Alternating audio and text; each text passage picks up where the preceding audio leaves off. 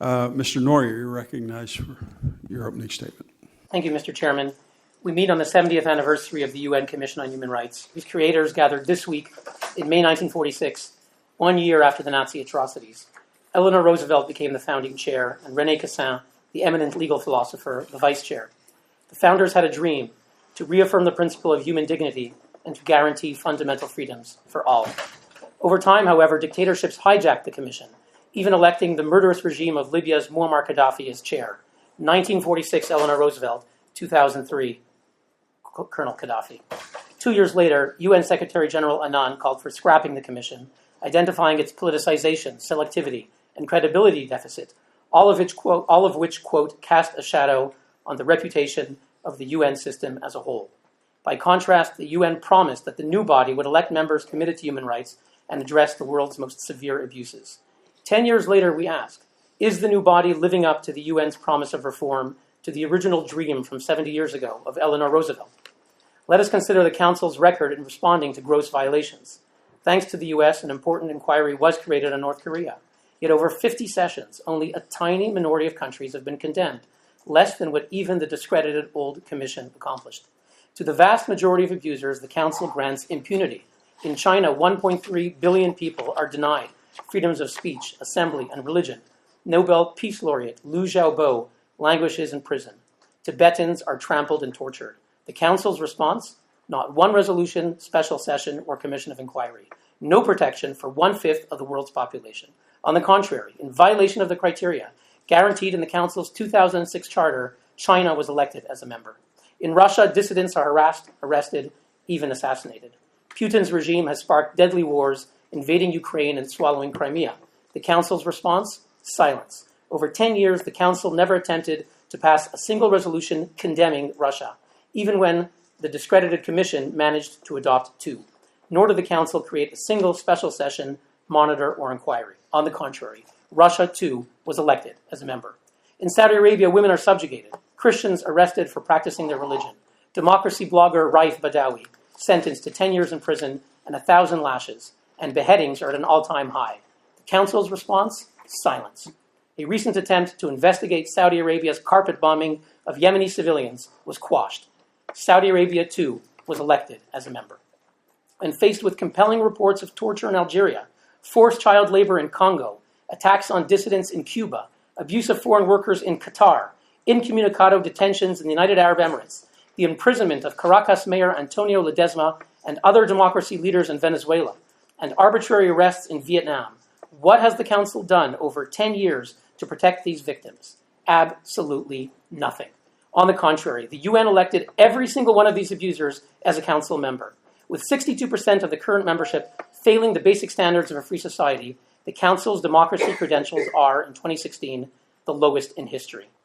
Let us consider the Council's new Universal Periodic Review, which purports to examine every country. While the US uses it to apply real scrutiny, the vast majority abuse it to praise each other. I was there when China praised Saudi Arabia for respecting religious freedom, and when the next day Saudi Arabia praised China for respecting minority rights. That's why our detailed study, available at unwatch.org, is entitled Mutual Praise Society. Let us consider where the Council is active. Despite the promise of ending selectivity, the Council's pathological obsession with demonizing Israelis and denying their human rights has never been worse.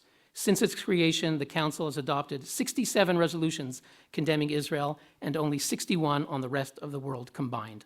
The texts on Israel are uniquely suffused with suppression of any countervailing facts that might provide balance.